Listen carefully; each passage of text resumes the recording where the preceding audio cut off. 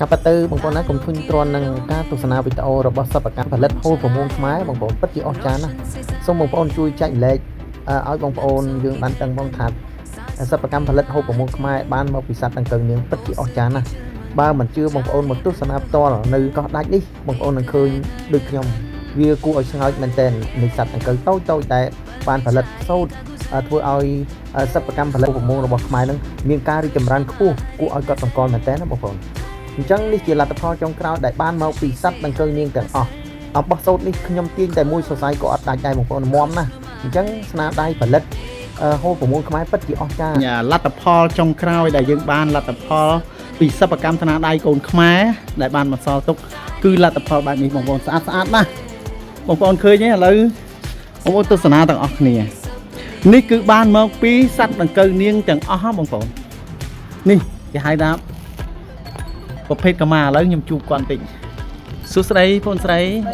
កសាយបងកសាយនេះយើងមានពីរទំហំមានទំហំតូចនិងទំហំធំនេះធំធំមែនសម្រាប់ត្រូវ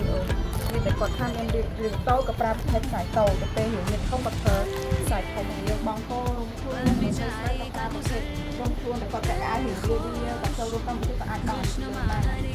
តែបងទៅមកខ្លួនមកតែចឹងក៏គាត់យកទៅបងកូន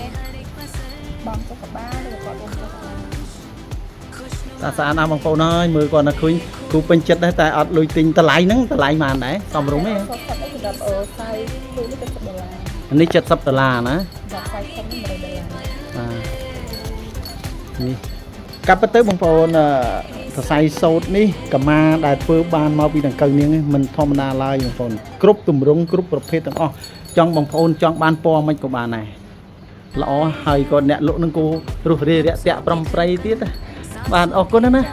បាទគុណឥឡូវខ្ញុំជួបអ្នកលក់មួយទៀតជំរាបសួរពងលក់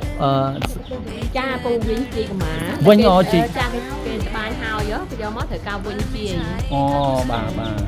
កន្លែងហ្នឹងយើងកន្លែងដាក់លក់តែម្ដងណាចាបាទឥឡូវបងប្អូននេះឃើញទេណាច្រើនណាស់គាត់លក់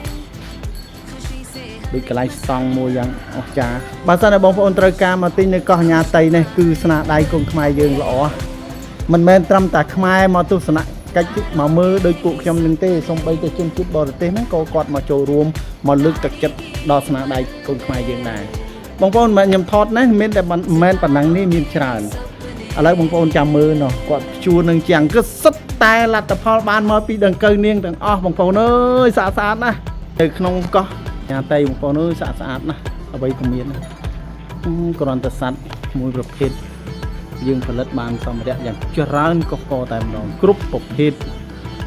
បងប្អូនត្រូវការអ្វីក៏មានដែរណានៅក្នុងទឹកដីកោះញ៉ាតៃនេះជាស្នាដៃសិប្បកម្មកូនខ្មែរសុទ្ធសាធដែល